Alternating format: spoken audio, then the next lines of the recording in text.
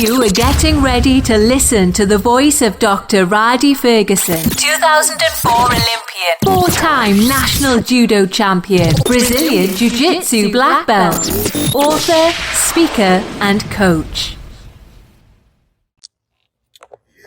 Yes. What's going on? So, man, I'm just leaving. I'm going to get into my talk, but I'm just leaving Sherman-Williams because my homeowners association sent me a letter that says I was in violation because my house was discolored. So I called my handyman and told him, I had a violation, we need to fix it. So they can go ahead and fix the violation. They said, well, Dr. Ferguson, if we pressure wash it again, it's going to pull the paint off. It's going to be a little bit worse. So we might as well just paint the body of the house. I said, no problem. They went and took a paint chip off the house, went and got the same color and painted the house. Then my homeowner association told me I was in violation because I modified the house because I painted it. I said, well, I didn't modify or alter, because modify or alter means change. I didn't change anything because I put the house back into the pre-violation state. They say, yeah, but you didn't use Sherman-Williams paint, you used Glidden paint. And Sherman-Williams paint is the paint that's approved by the homeowners association.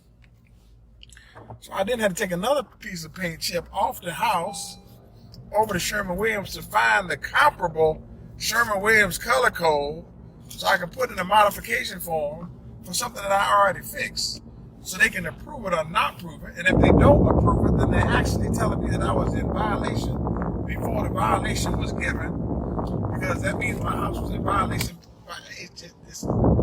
It's got to be the most ridiculous and frivolous thing that I've ever seen in my life. But I understand who I am and where I am and why I got to do the things that I do. And I'm not mad with it. But in today's Cover with Rhadi, I want to talk about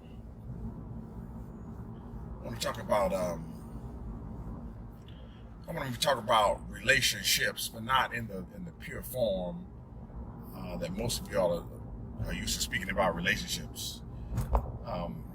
I say this a lot now, and I'm going to continue to say it as I give my talks, because, and as I give my speeches when I speak around the country, because we are in a meme-driven society where people take memes and they post them and they run with these things like they are some type of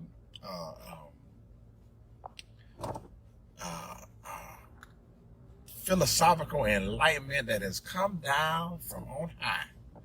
And these people believe some of these memes and they post them and they forward them because it's good for people who have itching ears. All right? So some of the stuff isn't true, but it just sounds great to other people. It sounds absolutely fantastic to other people.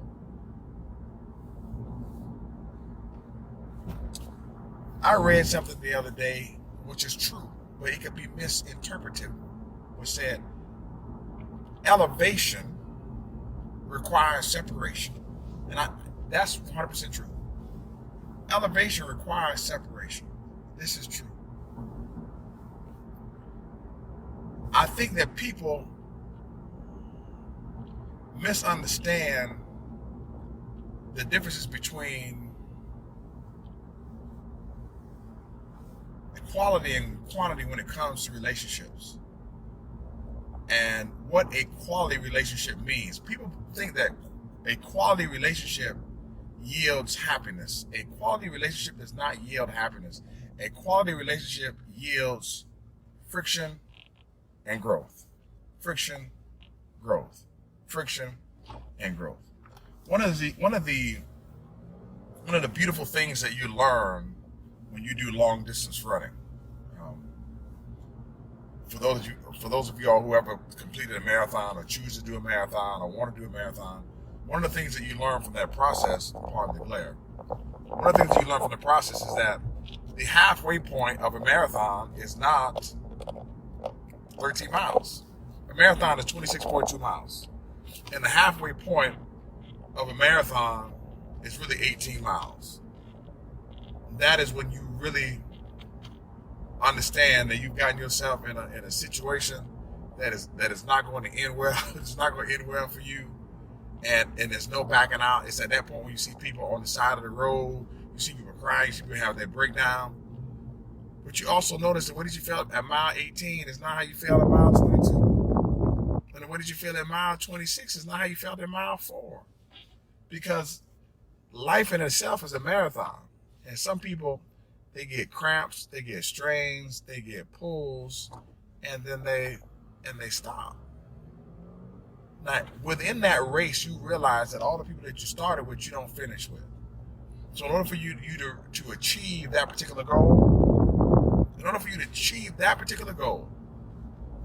there has to be some separation so you can receive some elevation. But here's what people forget.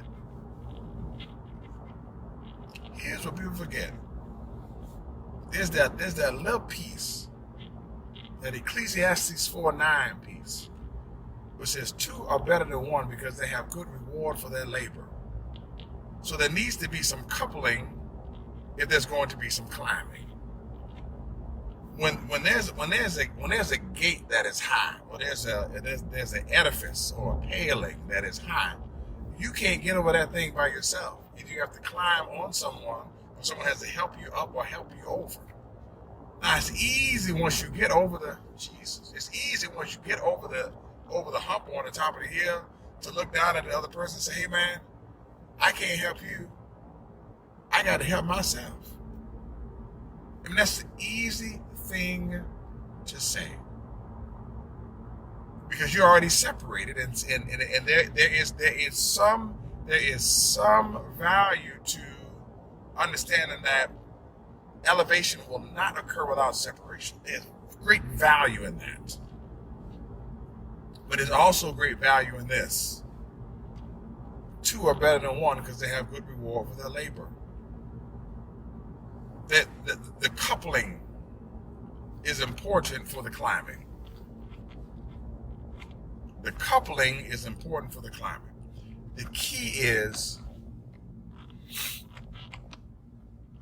as they speak in the story in biblically about Abram and Lot, it said, Lot pitched his tent towards Sodom. That's what it said. What you have to be careful is you have to be careful where you pitch your tent. You got to be careful of the people that you're around. You got to be careful of the quality individual. You got to be careful of the people who you couple yourself with. There's some people that you need to be separated from, and there's some people that you need to run to. Your group, your support system is everything. The people who create friction in your lives are everything too. A lot of y'all run from friction and run from problems because you don't want to be miserable, you don't want to be unhappy. And let me tell you something, there's value in misery, there's value in being unhappy, there's value in being hurt, there's value in being down, there's value, Jesus, don't let me say this here. I'm getting ready to say something. I want you to write this down when I say it. There's value in the valley. Jesus.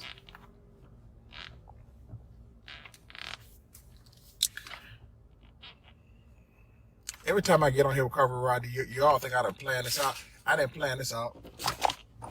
Listen to me. There's value in the valley.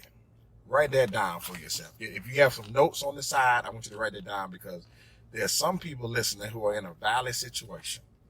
You're in the valley financially. You're in the valley emotionally.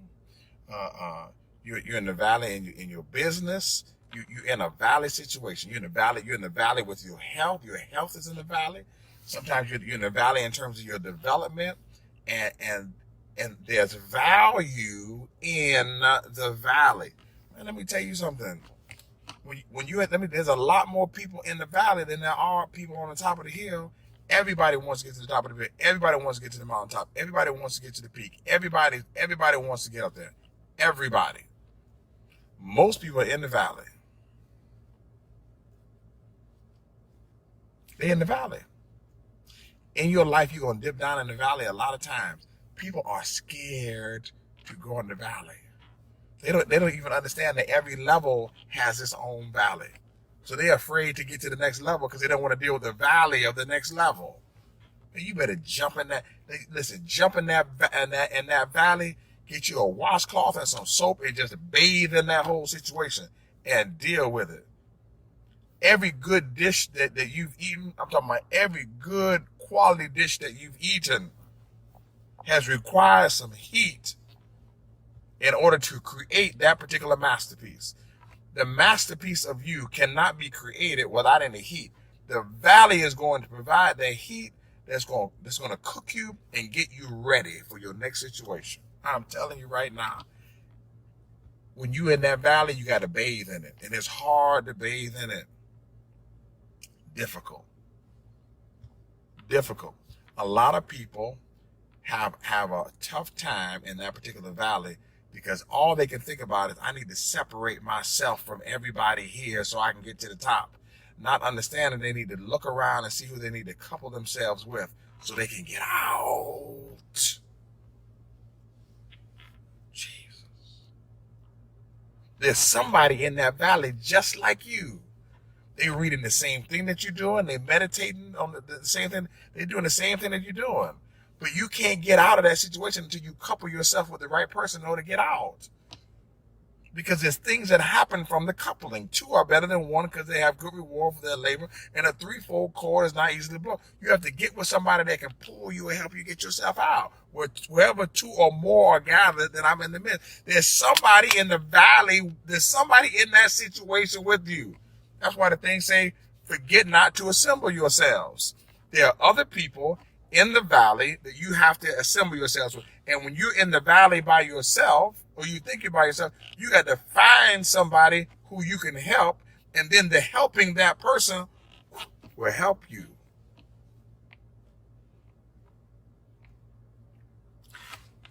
You gotta tithe your way out of your situation. You feel low. You feel down. You feel you can't give no more. That's when you give. You give yourself out. Give your way out of the valley. Don't try to see what you can get out of there. That's what happens in most situations. In most situations where you see natural disasters, the first thing that people have when the valley exists is the first thing that they go loot. They loot. They steal. They take. They're trying to see what they can get.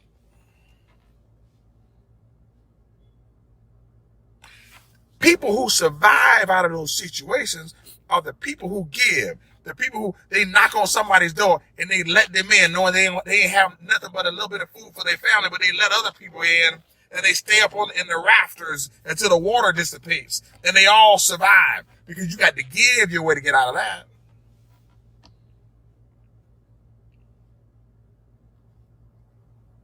That's how you get out.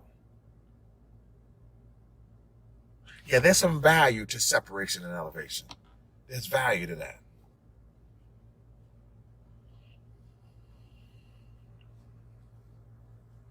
But go back and read that 10th chapter of Hebrews and run through it.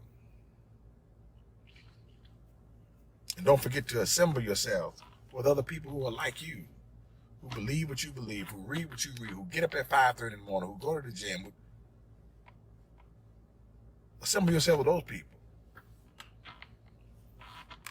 I got to get ready to go, but before I go, I want to say what's going on to my man, Derek Lee.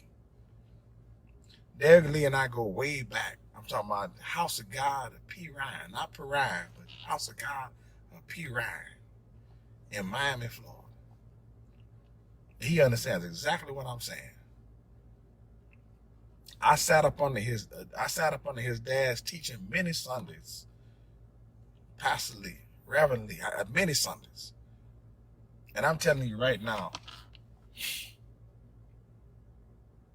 the people in your life who you couple yourself with are going to determine how high you climb. So there's nothing wrong with separating yourself from some people, because you need separation in order to have some elevation.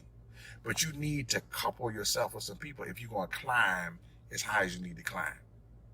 The rough part is that you got to be careful of where you pitch your tent, because you can end up coupling yourself with the wrong people and think that you're being elevated, and don't understand that in the grand scheme of things, you are being eliminated. This is Dr. Rhadi Ferguson. I want you to have a super fantastic day, and I want you to understand that I love you, but God loves you best. Take care and be good. And after you get good, focus on being excellent.